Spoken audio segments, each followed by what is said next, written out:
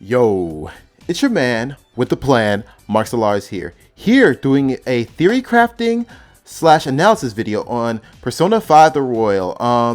This is a warning for everybody here. This will be this will have spoilers for Persona 3, 4, and 5, the Social Link trilogy. So for those who don't want to hear some spoilers for those games or aren't really familiar enough with those games, please click off this video. But for those who are, let's get started. So I was looking at this trailer, and I have a translated trailer that I was watching, and I'll put the link of it down below so I can give him credit. I can't remember who it was, but so I took screenshots from that. But this is a screenshot from when Akechi was talking to Akira, or Rin, how you ever want to say it, and apparently Akechi's talking like he's talking like he's going to get saved in the story. That's what it sounds like.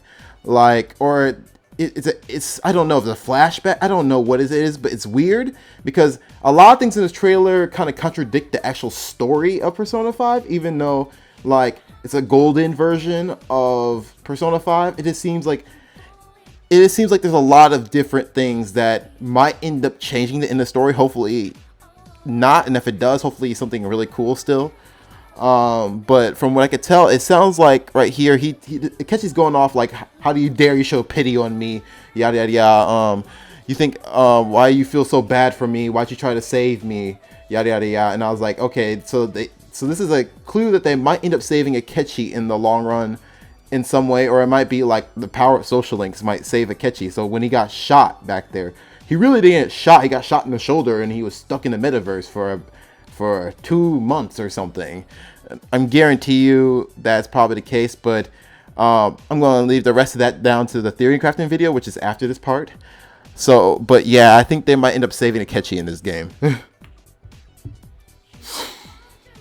Oh yeah, so we were after that Akechi scene. There was a scene right after the the snowfall scene where a Joker is just sitting in the glowy snowfall, whatever, like a absolute snack. But it almost seems like this is right after the battle with the Holy Grail. Because the night where Nijima was talking to Akira about how he has to go to jail so Shido can be prosecuted, this was like the exact same scene, or around the same time that happened. And it has to be, because unless they change the canonical events of everything beforehand, that's the only chance of something. That's the only place where something could have happened, because Joker goes to jail like a day or two after that scene with Nijima. So there's no way in heck that he has another semester, because he spends like a half a semester in jail, I think, from what I remember at least. So you correct me if I'm wrong about any of this. But I think that's the case right here.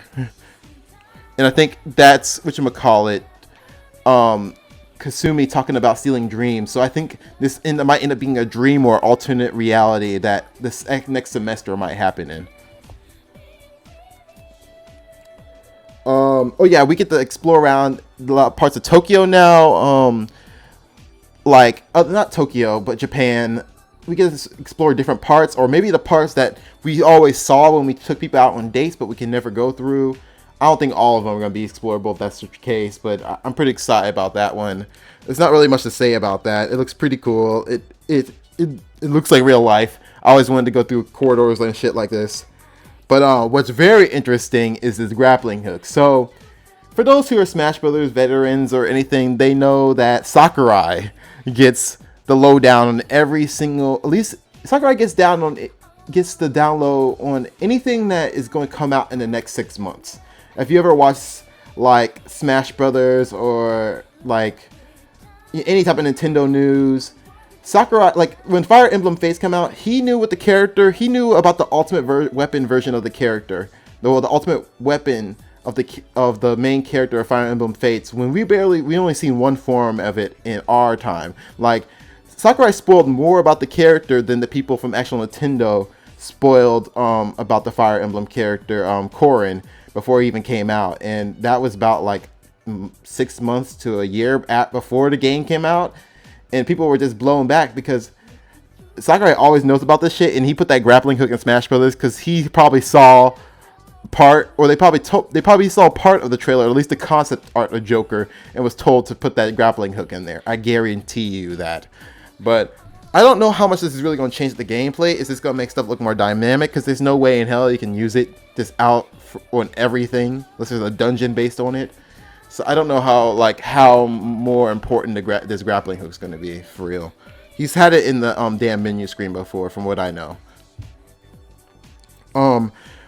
There's going to be more sections to a dungeon in this game. I heard that not only are there going to be more sections to a dungeon in this game, there's going to be more mechanics that you can unlock that are like not necessary to actually progress in the game. Like, you know, have you ever played like a Sonic game or any game that has a little bit of extra upgrades? They're cool upgrades to have, but you don't need it to beat the game. From what I heard, those are going to exist in this game. Maybe I understood what they were saying wrong. I don't know. It's a lot of translation stuff, and I had to look through all that shit. So it was kind of hard to understand. But honestly, I'm pretty excited for that. I don't know how much longer these puzzles are going to affect the dungeon. Like right here, this is Kamoshida's dungeon. This is where I think this is where they were in that church, and they would say in the gym, and they're trying to worship him as a god or something like that. So I think this is a little good like snippet that they might just add. Certain things that might be really cool looking might end up actually be more interactable and be more interactive in the future. I think this is just a little screenshot I was just thinking about. It was to see if I think this is trying to prove this. They were talking about right here that just a little bit more that they don't understand what's going on. Something feels off, and I still think that means that this might end up being a dream. And there's more evidence for that after I finish going through the trailer part, because there's some other things on screenshots that we got that might prove this to me, that this might be, or to you too, that this might be a dream. But they added this new dude in here. I can't remember his name. I think I have it later in my notes. But this counselor dude, honestly, I don't really trust this dude that much. He just seems like the kind of guy that I don't know. I'll get back to the counselor. I'll tell you how I think about him in a second, because something about him is off. He's a new confidant, and his name is a consultant confidant. But yeah, so. Also in the trailer, we learned that Futaba is going full Rise Kuchikawa and Persona Golden.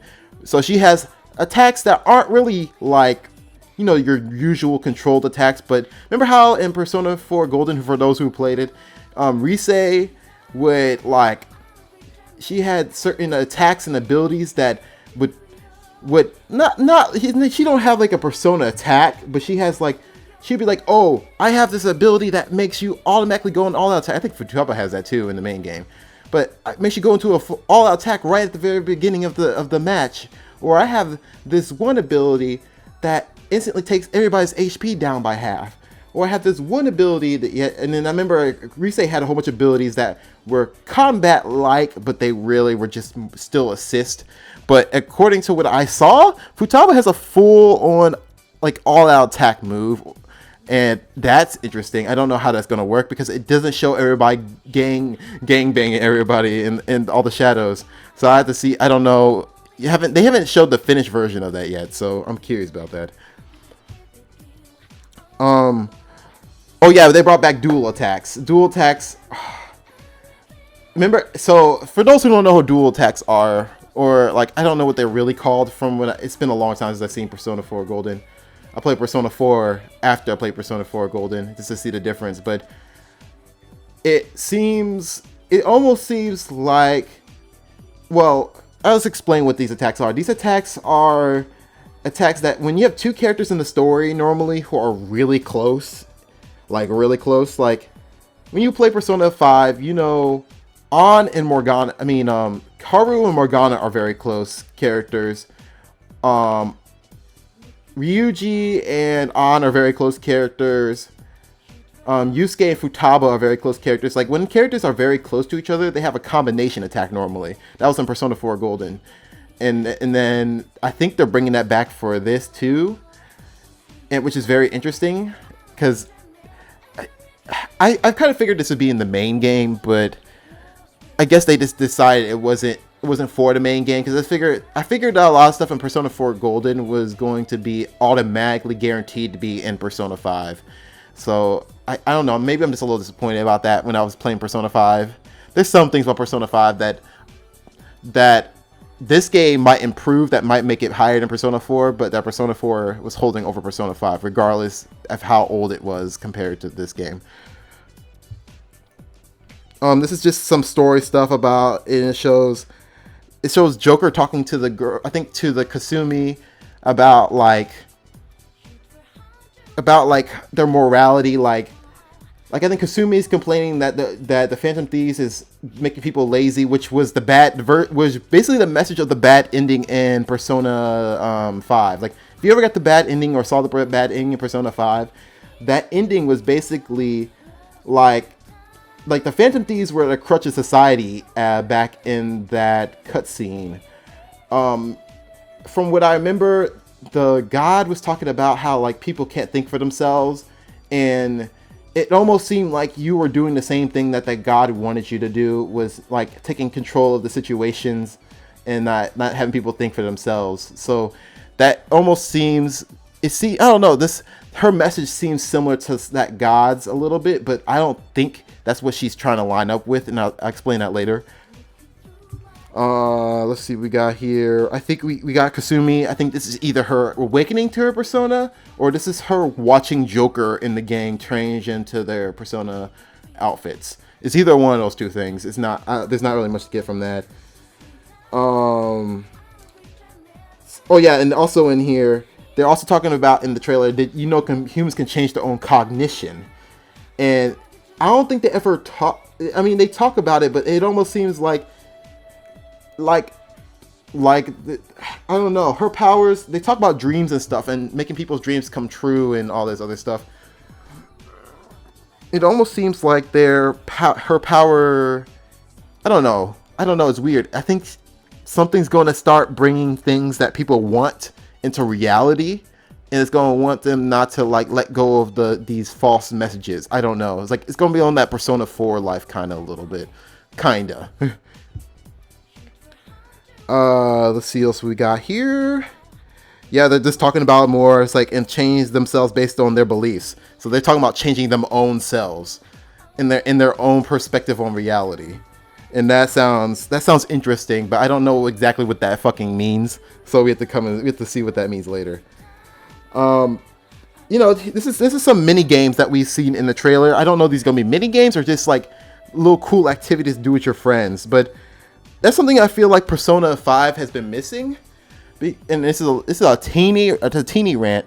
In Persona 5, when you're with your friends and stuff, the Phantom Thief business is always hovering over every situation. So like, remember in Persona 4, slight spoiler here, so because I said spoiler at the beginning.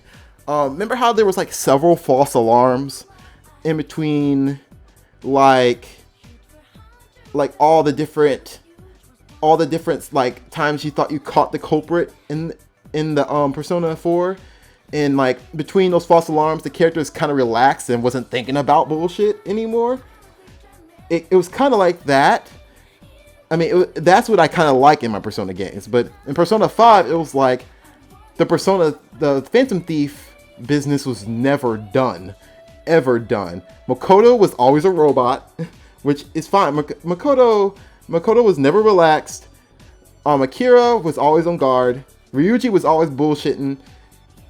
Was always, everybody was always so tense all the fucking time. Even remember that one trip to Hawaii in Persona 5, and no one was enjoying themselves, like at all. They were just thinking about Phantom Thief. Like they never had a chance to do that shit. And I think if they add this to this game, it might be higher than Persona 4. When it comes to actual like interactions between the characters, because they're friends, but they don't act like friends because they're always doing business the whole time they were on screen. So yeah.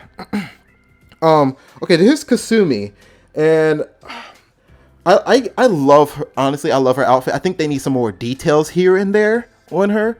Like it's very like, I don't know how to explain it. Her outfit's very.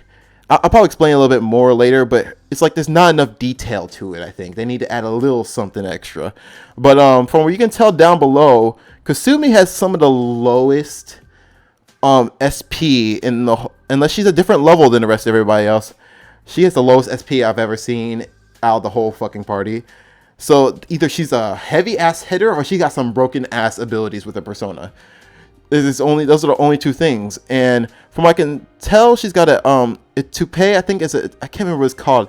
A stock, and she's got a sawed off shotgun as her weapon, which is a very interesting weapon for her. I'm surprised no one has a sniper rifle, but I guess that'd be kind of hard. I figured that if they were going to add a new character, like even if it was Hifumi that they added as a Phantom Thief, I figured that they would have a sniper rifle instead of going another shotgun user. But it's all good. So I can tell that this character is going to be more of a famous type of character. Like she's not going to, we already got the rich character, we got the pretty character, we got the statistical character, we got the nerdy character, we got the the tough guy character, the artist, the femboy artist, or is that the right term to use, or just pretty boy? Sorry about that last one, but pretty boy artist, the main character, yada yada yada. We got all that, but we do not have a famous girl in this group. We don't have a Rise of this game, and something tells me she's going to be the Rise of this game. She's not going to be a Rise, but she's going to be famous for sure. Because these cutscenes, unless it's like in a different world or something, it shows the whole student populace just surrounding her, watching her dance. And I think she's going to have a little bit of clout. She's going to be a clout character that has lots of clout behind her for sure. Because she's not going to be like Haru, where she's just rich. This character is going to have like more clout than she has money. I guarantee it. So I think a lot of her, if her confidant isn't part of the story, I think a lot of her stuff is going to be about her dealing with admirers and fans and trying to keep herself even and stuff. I think I think that's what her social link is going to be about. So this game is going to be coming out 2019 in October, the end of October, or you could technically say November if you want. In Japan. We're not getting this into 2020, and I don't know. It's all good. I kind of wish they had it as they haven't said if it's going to be a DLC patch for the game, even though I think it's going to be a huge patch if it does, or like it's going to be a little expensive to upgrade your game, because not only are they adding more events, they're upgrading graphics and they're adding personas, so that might be a little much. But I hope there is, because people who bought the game won't feel so gypped. But you know what? Atlas does what it does. I kind of wish it was on Switch for people who haven't played it, because they put Persona, I think it's Persona Strikers on the Switch, and that's not Gucci for me. I don't know. It's not cool. But yeah, that concludes the trailer part of this video. But I have a few screenshots, and we have the theory crafting after this. It's a little bit. I'm not gonna go too deep into it unless I start feeling it.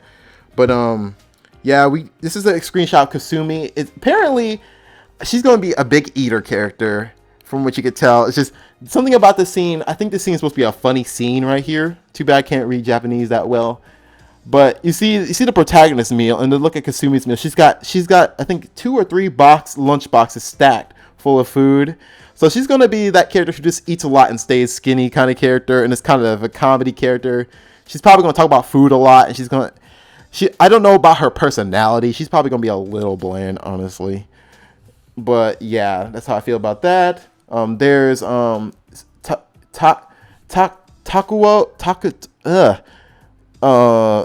can't say his name. Takudo.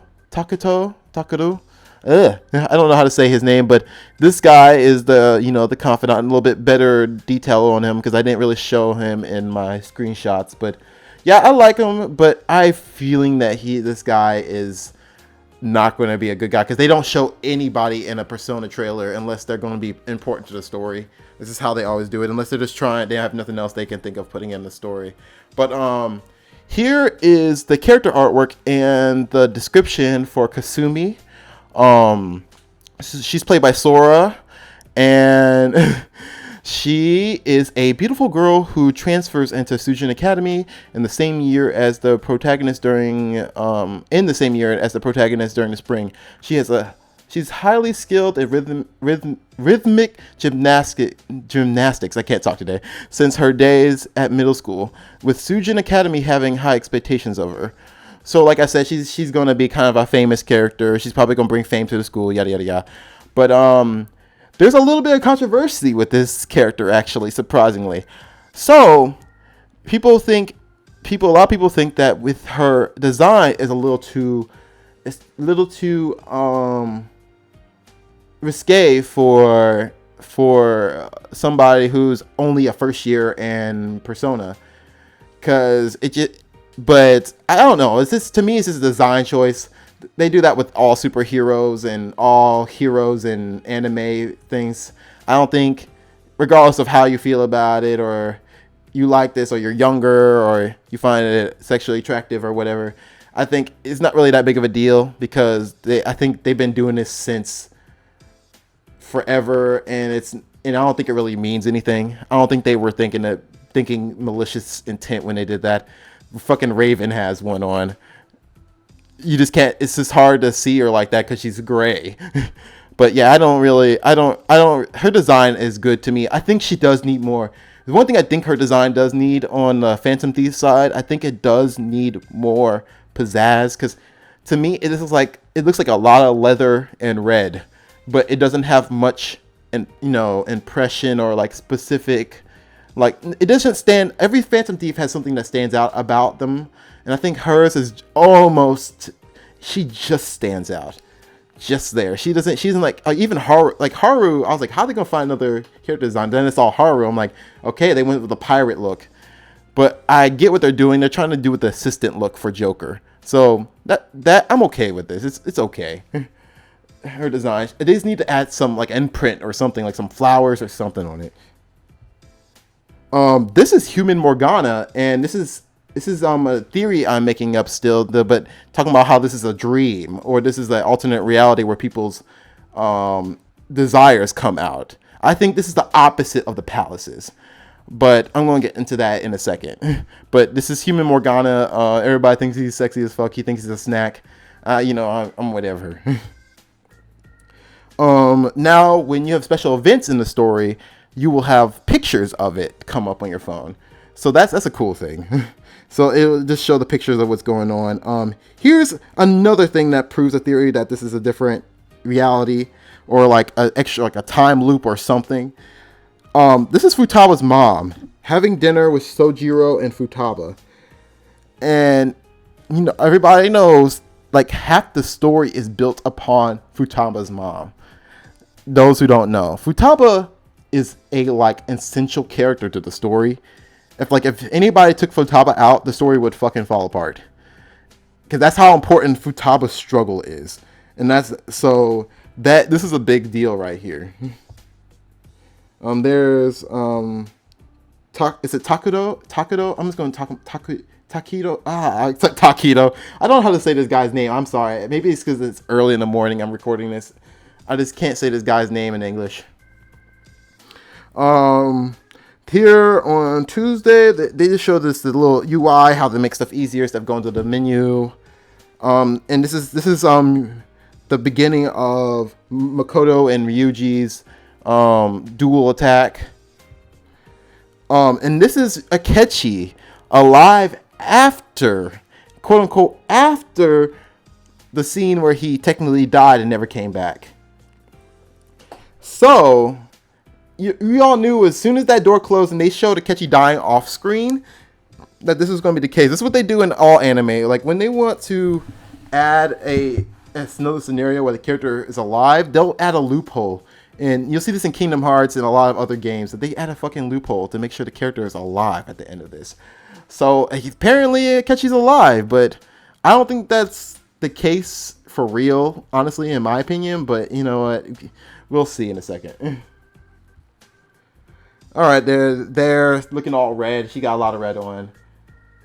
This is them talking in mementos, and I think that is it for all the stuff I wanted to show. But I want to get back into the theory crafting. So this is a few theories. It's not going to be that long because this video has gone on long enough. My first theory is that when I said these are the alternate, it was the alternate reality theory. This is an alternate reality. Either it's a time loop, we're stuck in somebody's mind, or we're stuck in something that is not, that's not like the usual. Like this is not reality. I guarantee it.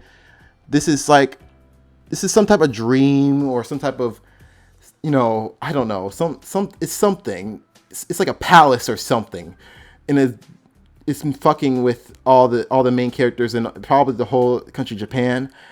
And I guarantee you, since they brought the counselor, I have a feeling that the counselor, if you don't have a play Persona before, everything that happens in Persona, at least in the Social Link trilogy, starts because a god interferes with something.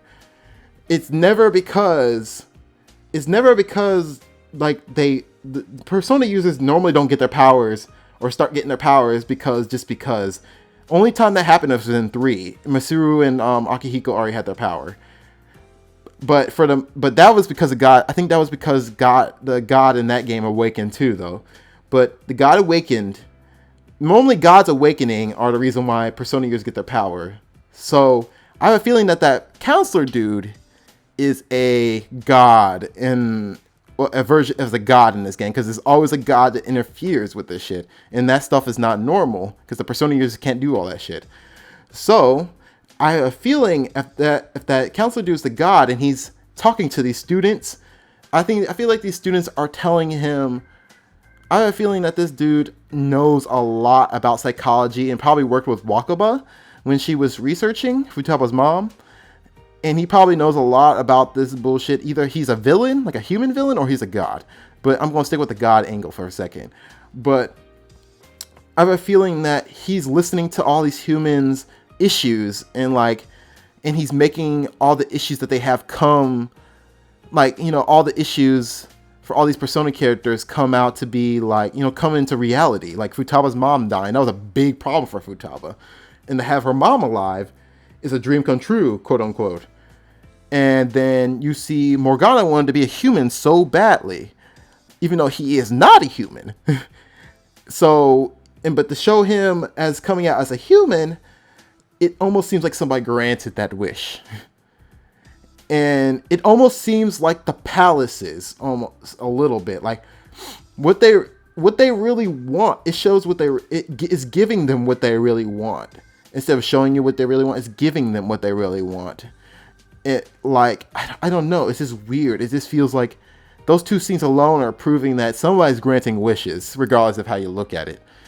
And I think depending if Kasumi is awakened on with the Phantom Thieves or without them, depending if she's going to be a semi-villain or not.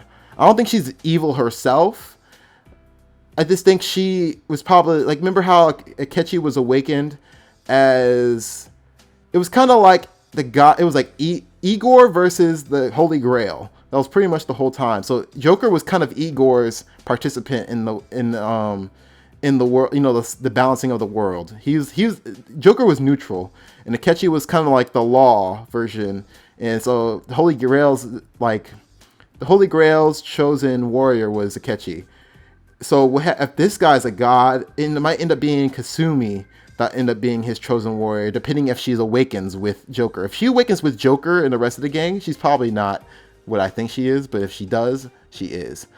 And I believe that the Akechi we see, either that is the Akechi and they really saved him, like I said at the very beginning of this video, or because this is a dream, this is Joker, this is probably Joker's dream. He probably wants Akechi to be alive, because Joker and all the Persona protagonists always want everybody to be happy and free. And even the villains. That's how they were with Adachi, even after all the heinous bullshit he did. Like, oh, we really want you, we want to capture you, but we still want to be friends, kind of bullshit. So that's another thing too. So that could end up being Joker's dream to have Akechi alive. So I don't know, but I hope she's not an Aeon, because if she's an Aeon Arcana, this probably means she's not human, because every Aeon confidant is not human. I guess in Marie, and to me, two out of two is still is a pretty good trend with Persona, since there's only 6 games, because 2 has 2 games. So I gotta say, if she's Aeon, we're fucked. She's not human. But yeah, I think this is long enough for the video. I appreciate everybody listening to the end. It's my first time doing anything like this. If it's too long, please tell me. I really appreciate everybody coming through. Leave me a thumbs up and or a thumbs down. It doesn't matter which one. It also helps hit the subscribe button and the little bell icon to join a rebellion, because I'm only best and new friends. And I'll see you guys in the next video in the stream. Bye bye.